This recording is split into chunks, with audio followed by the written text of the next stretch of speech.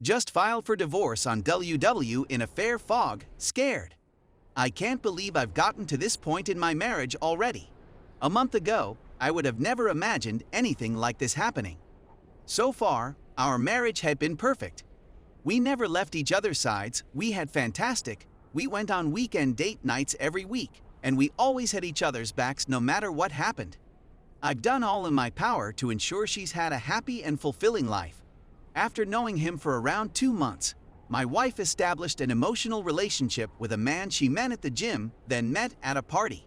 In addition, I'd like to point out that this gentleman has 3 separate gym memberships with different clubs. Despite being challenged about it, she refused to discontinue her relationship with him. The two have exchanged flirty text and nudes, according to her, and she believes she is in love with him. But until this person joined the scene, she made it clear that she hadn't loved me in a long time and that AP makes me feel like a woman. However, the love seemed real until this person entered the scene. Since meeting this man, she's transformed into a completely different person, cold, bitter, and completely disinterested in me. After 2 weeks of doing the pick-me dance, I eventually admitted my feelings for her and came to the conclusion that it's either him or me. "I'm not sure what I want right now," she said. I stormed out of the house, informed my parents and in-laws of her presence, and called APGF on the phone. WW grew upset and shouted at me, "You're for not alerting our family," he said. When she realized I had notified APGF, she went mad, yelling, pushing, and hurling things at me. I managed to get away. She then started telling me that we're done and that we don't have a hope in the world. The investigation is still underway. WW and AP pretended to have broken up with one another in order to get AP girlfriend off their backs. Because he and AP are so in love, why isn't WW abandoning his GF? Since then, I put my 180-degree turn into action. Text messages between WW and AP have also been uncovered where they discuss what their kid could look like, going on outings with friends, and the affair getting physical. I decided that it was time to call it quits and filed for divorce with my husband. She will be surprised by the amount of paperwork she has to deal with in the next 10 days.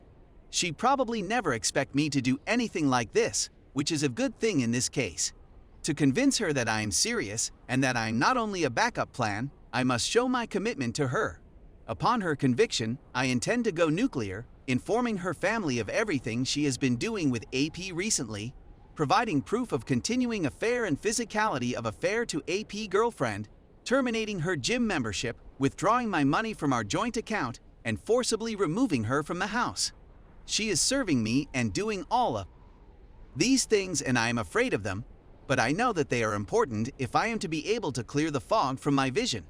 My hope is that detonating an atomic bomb on my marriage would save it, but I'm prepared to accept the worst-case scenario as well. In my state, spouses must be apart for a period of 6 months before a divorce may be finalized. It occurs to me that if she does not return for me within that time frame and make the improvements I need of her, there is nothing I can do. If that is the outcome, it will be challenging, but I will be okay and will become stronger as a result of the experience. Story 2. Me 35 male, with my wife 33 female, 6 years together, nearly 1 married. She cheated, sort of. Now all we do is fight. So I'm searching for advice from all of you nice internet strangers. Will you please help me?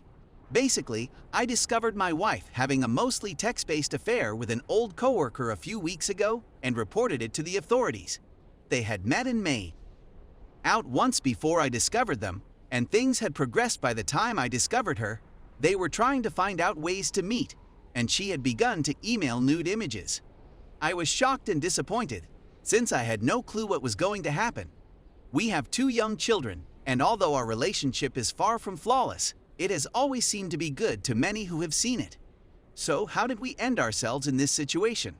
When our second child was born, what was left of our sea life was almost completely gone, so I took to port and controlled things that way. She didn't like me for it, but we were both so in love with one another that we never brought it up. We were also consuming much too much alcohol. Then there's this one guy who makes her feel special, and well, he's just. When I caught up with her, she lied about everything, which made me a complete lunatic. When I lost trust in her, I couldn't stop myself from reading all of her texts, emails, Google Drive, and so on. She understood at first, but as my faith in her waned, I couldn't stop myself and kept checking. As a consequence, the first bought conflicts were fought. This all started a few weeks ago, and since then, things have only gotten worse and worse. Our treatment sessions began, and the first session was outstanding. The brawls, on the other hand, became worse. We had practically quit drinking, but on Friday night, we indulged in a few drinks, got into a brawl with the police, and ended up back at our place. To be clear, there was nothing physical between us. I have never and would never touch her in that fashion, but it was clearly upsetting enough to need a written account.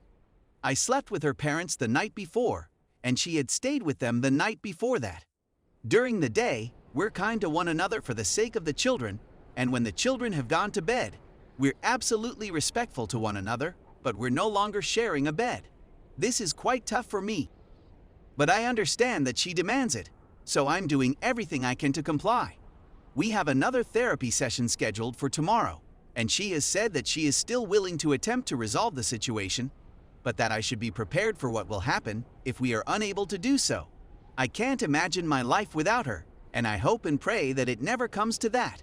What I'm actually asking is, what should I do in this situation?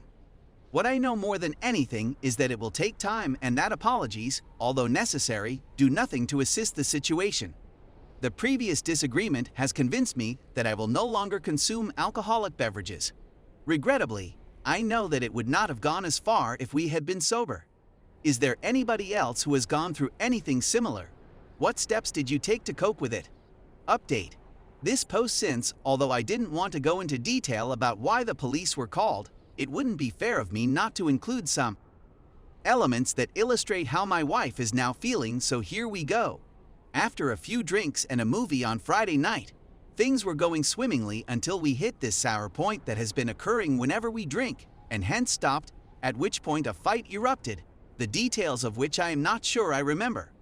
I do recall yelling some awful things at her, following which she escorted me out of the room and into the hallway.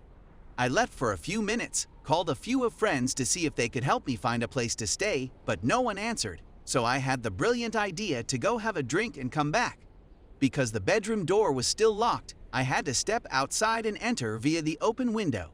As soon as she took my drink away, things went from bad to worse when she sent me out of the bedroom again, and I lost my cool completely. This is the next thing I remember, and I have no idea why I did it at this point. The best thing I could have done was go sit on the sofa with her and wait till the morning when we could have worked everything out and everything would have been so much better. But instead, I smashed the door down. A neighbor had already dialed 911 when my wife ran outside, obviously and justifiably afraid. I suppose I should clarify that I had, for some reason, taken her phone. The seriousness of the situation hit me hard at the moment, and I was overcome with sadness. It was at this time that I handed her phone over to a neighbor and waited on the porch waiting for the police to arrive. There were no arrests made, I did not hit her, and I have no intention of ever hurting her again. But it was a horrible thing that I had done to her. That the kids didn't wake up was a blessing in disguise. 2 days later, I'm still feeling lousy, and she's enraged, afraid, and who knows what other emotions she's going through.